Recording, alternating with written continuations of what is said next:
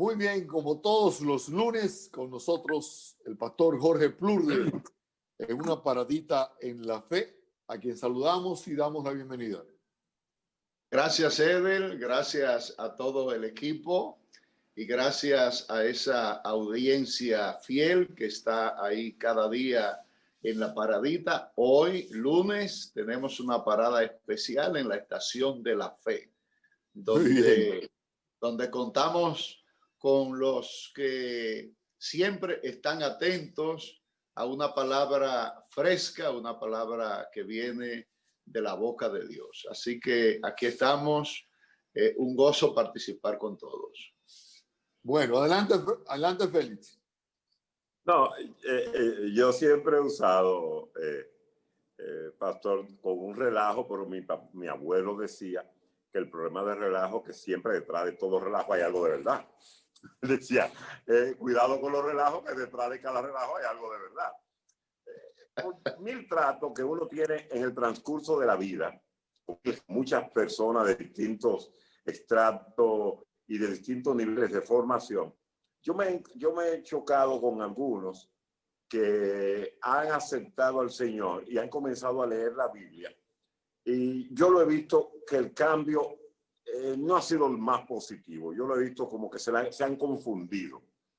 Y se han confundido sobre todo, pastor, en la interpretación del libro, de la Biblia. Y tú los ves con unas confusiones tan grandes y una aceptación al pie de la letra de algunas cosas que definitivamente tú dices, pasó de no leer, de nunca haber leído ni siquiera un paquito de Memín, a leer la Biblia. Y eso es complicado para cualquier ser humano. Me refiero a eso. Yo no sé si le ha tocado a usted en su ministerio ese tipo de situación. Por supuesto, por supuesto. Lo primero que hay que decir es que la Biblia es un libro que fue escrito en dos idiomas diferentes, muy diferentes los idiomas originales ellos mismos. El hebreo, el Antiguo Testamento, y el griego koiné, el Nuevo Testamento. Eso es lo primero. Lo segundo es que las traducciones que se hicieron no necesariamente fueron hechas por personas, por ejemplo, la que nosotros leemos más corrientemente, que es una versión de Reina Valera del año 1960, esa traducción. Digamos que fueron personas que no conocían los idiomas originales con la transparencia que la conoce una persona que es el nacional de esos idiomas. Por ejemplo, nosotros entendemos el español con la facilidad de que entre señas y gestos completamos cualquier idea que la persona nos esté diciendo con una palabra que ni siquiera vaya perfectamente. Entonces, esa es la primera dificultad que tienen las traducciones bíblicas. La segunda es que la Biblia, en la mitad del Antiguo Testamento, es muy tipológica y simbólica. Por ejemplo, al leer el Génesis, nosotros nos vamos a encontrar con una serie de símbolos, entre los cuales, para mí, por ejemplo, la desnudez de Adán y Eva, de la cual dice la Biblia que ellos no se avergonzaban al principio, pero que después de pecar se avergonzaron y que ellos trataron de tapar su desnudez con hojas de higuera y que ya el Señor vino y le trajo pieles para vestirlos. Son imágenes que nosotros tenemos que traerlas a la luz de la comprensión de lo que es la desnudez. La desnudez solamente es vergonzosa para el que ha conocido la ropa. Es decir, que si nunca ha habido ropa, pues no va a haber el concepto de vergüenza. Lo que quiere decir que si usted nunca comió un filete, no hay problema con eso. Pero por supuesto. Hacer pollo guisado. Exacto. Entonces, hablamos de símbolos, símbolos.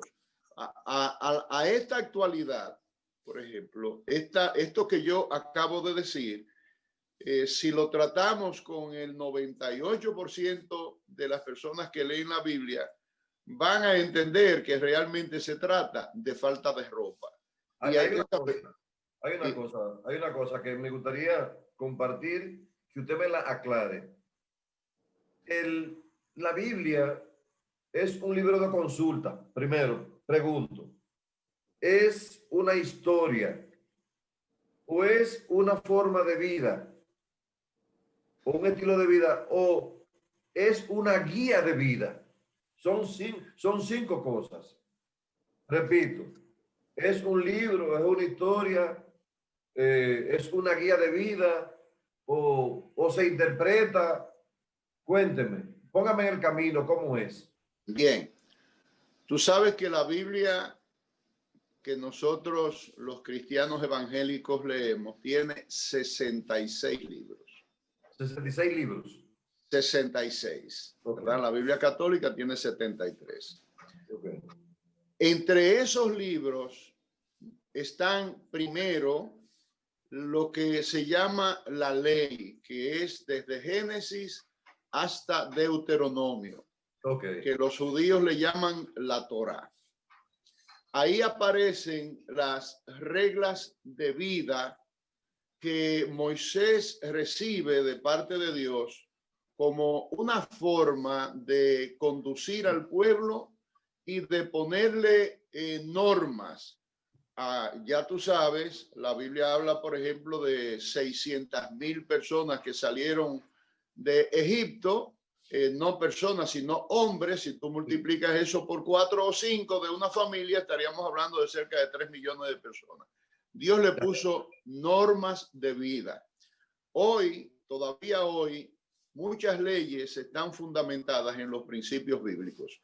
Después de esos libros de la ley, aparecen los que se llaman los libros históricos, que son las historias de los jueces, las historias de los reyes, las crónicas de los reyes. Está la historia del cautiverio en los libros de Nehemías y Esdras.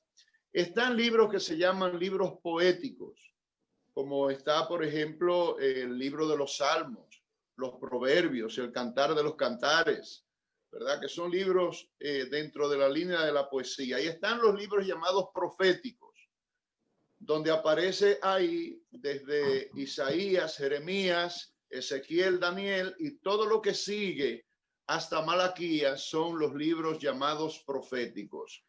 Esos libros proféticos en general trataron con el pensamiento de Dios, lo que Dios le estaba diciendo a su pueblo en cada tiempo, ¿verdad? Eran hombres que llamaban al pueblo al orden, y algunos de ellos hablaron acerca de eventos por venir.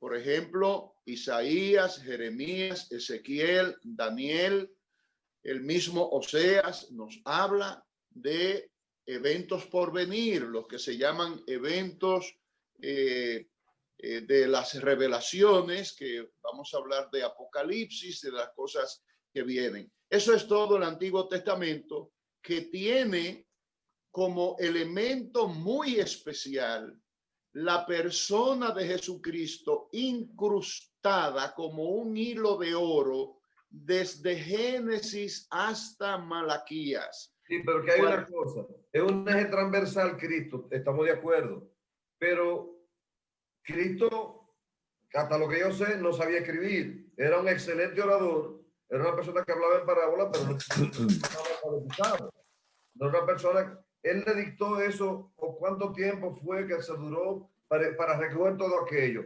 ¿Quién recoge todo aquello? Porque, como usted lo plantea, tiene sentido, porque en definitiva, Cristo en el catolicismo, Cristo en el cristianismo, porque en definitiva hay un solo Cristo y hay una sola historia. Mira, lo primero es que debo decirte, cuando tú dices que Cristo no sabía escribir, Es decir, que ya Moisés, ¿verdad? Sí. Estamos hablando de 1000 años, 2000 años antes de Cristo, Moisés escribía. Sí, Moisés, sí. Moisés escribía. Claro. Pero de Jesús hay que decir todavía con muchísimo más cuidado, porque recuerda que la Biblia dice que en un momento Jesús se inclinó en tierra y comenzó a escribir. En el pasaje donde una mujer le fue llevada, encontrada en adulterio, y querían que Jesús la juzgara, realmente lo que le querían poner era una trampa. Y dice la Biblia que Jesús se inclinó en tierra y comenzó a escribir. Los que interpretan ese pasaje dicen que Jesús comenzó a escribir los pecados de cada uno que estaban ahí. Y se fueron yendo uno a uno cuando vieron que Jesús le fue revelando sus pecados y dejaron a la mujer sola con Jesús. Por otra parte, la Biblia habla de que Jesús a la edad de 12 años se quedó en el templo discutiendo con los doctores de la ley. Es decir, poniéndose la dura a los doctores de la ley. Y enseña también el Nuevo Testamento que los que oían a Jesús decían, ¿de dónde le viene a esta sabiduría? ¿Verdad? Es decir, pero además, la Biblia dice que Jesús, entrando en la sinagoga, le fue dado el libro. Y Jesús, abriendo el libro, comenzó a leer desde las profecías de Isaías. Un pasaje que dice, el Espíritu del Señor está sobre mí, por cuanto me ha ungido para traer buenas nuevas a los pobres, manto de alegría, manto de gozo en lugar de ceniza. Es decir, Jesús leyó perfectamente en la sinagoga cuando le presentaron el rollo. ¿Se escribía en hebreo o se escribía en esperanto? Esa lectura que le pusieron a Jesús fue en hebreo antiguo, aunque Jesús hablaba arameo. Eso mismo, arameo, correcto. Sí, pero en la sinagoga los libros estaban escritos en hebreo, como sí, todavía están escritos en hebreo. Es decir, yo quiero agregar que el hebreo es uno de los idiomas más cortos del mundo.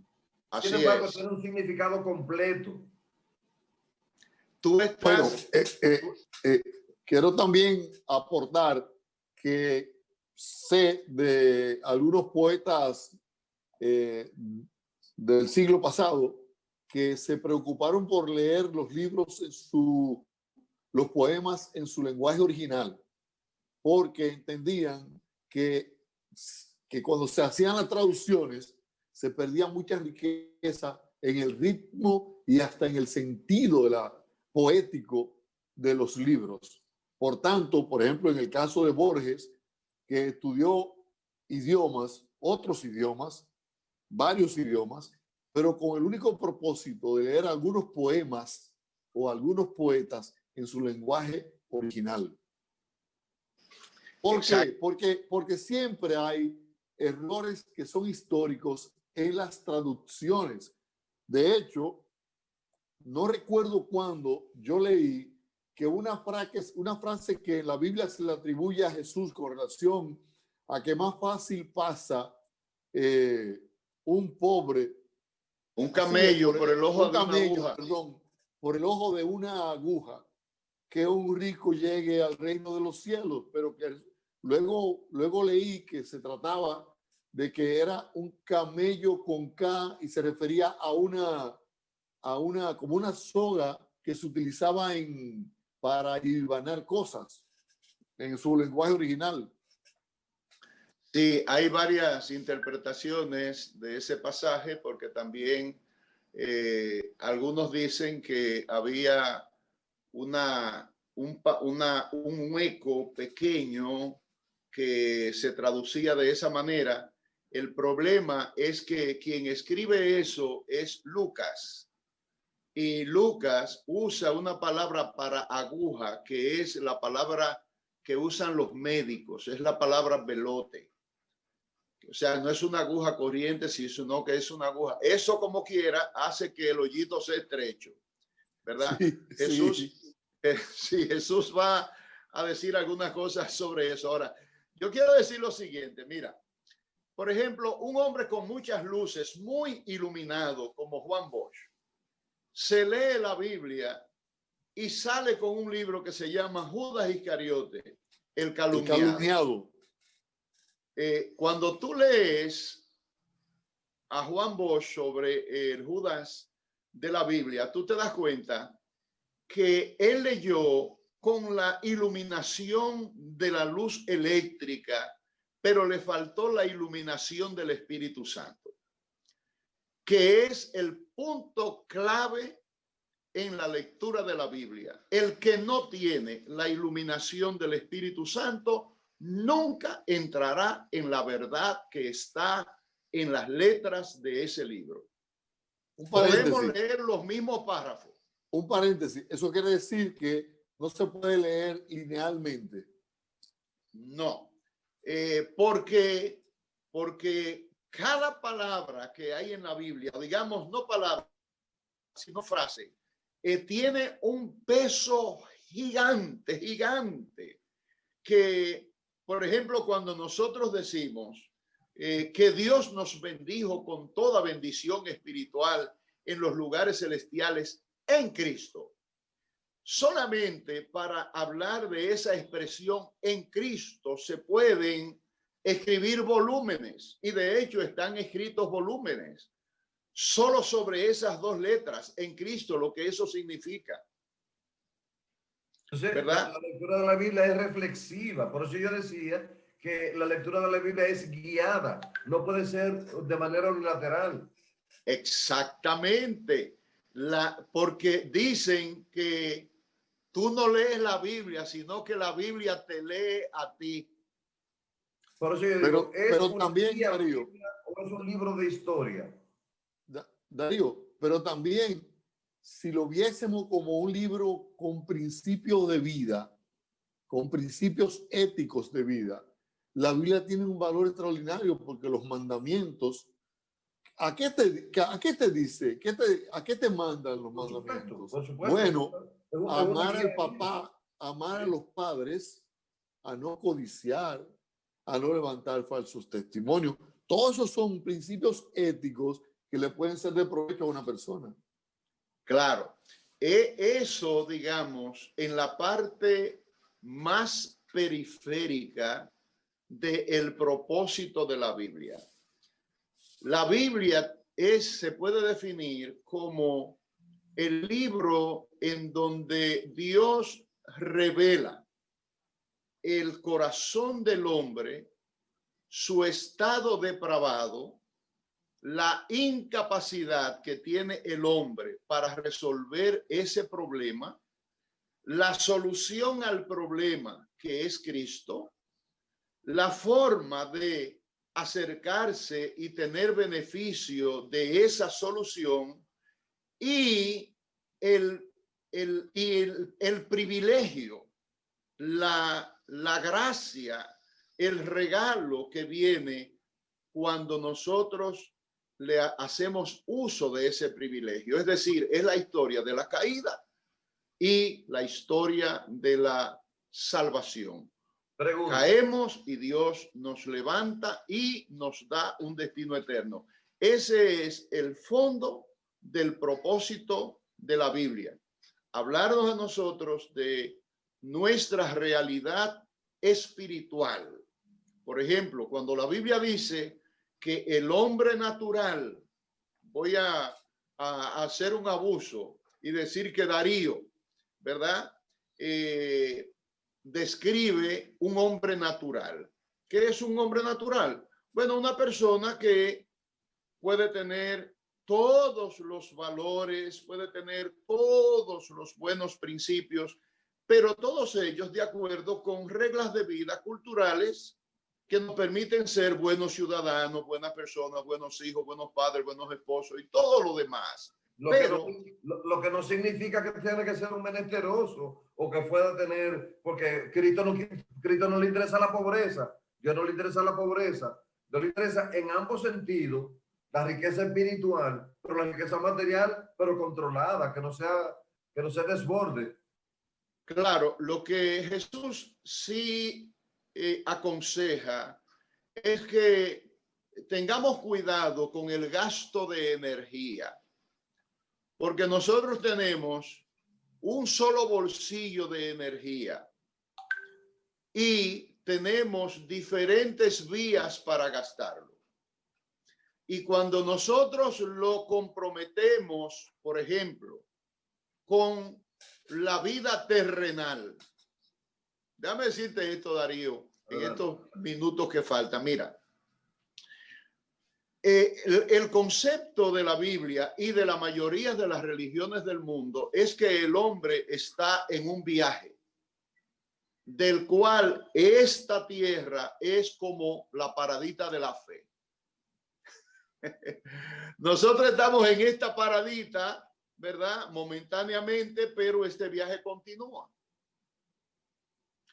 La idea de que este viaje continúa, Jesús nos dice a nosotros, por cuanto este viaje continúa, tengan cuidado con el esfuerzo que ustedes hacen para acumular cosas y hacer cosas en una paradita en donde ya el de la puerta del tren está diciendo aborden, aborden. Es decir, que tú naces y como quien dice, al segundo te están diciendo prepárate para abordar, que nos vamos. La muerte duele. La muerte duele. Morirse duele. Morirse duele. Morirse duele. Bueno, sí, sin ninguna duda, duele el cuerpo,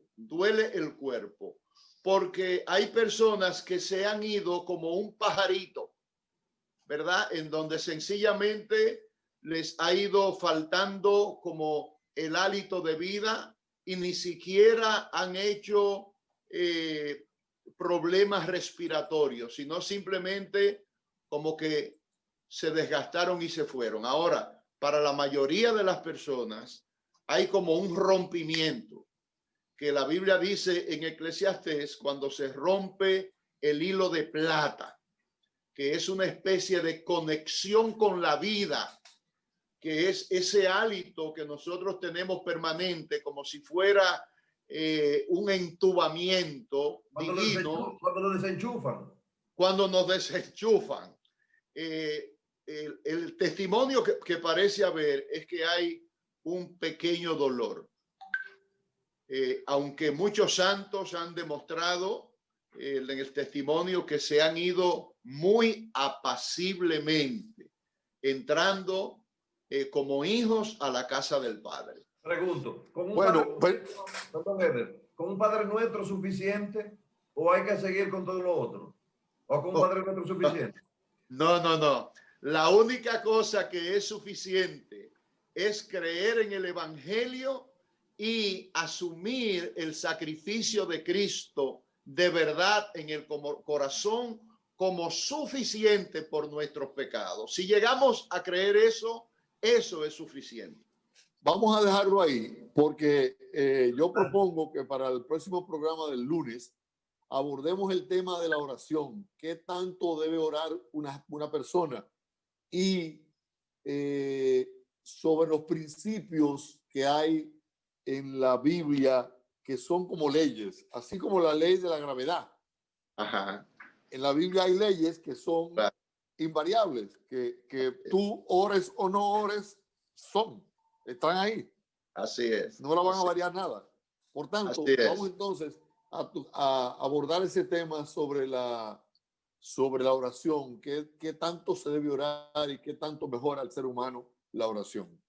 Bueno, y me encanta Darío porque Darío tiene unas flechitas finas. Sí. Yo sé que no llevan veneno, pero no, de ninguna manera. Lo que van abriendo es abriendo el camino, trayendo claridad. No, y además estamos aprendiendo con la palabra del pastor Jorge Plurde que me encantó, la diferencia es una puerta. La puerta con la que entramos y la puerta con la que salimos. Hay que procurar que estén abiertas siempre.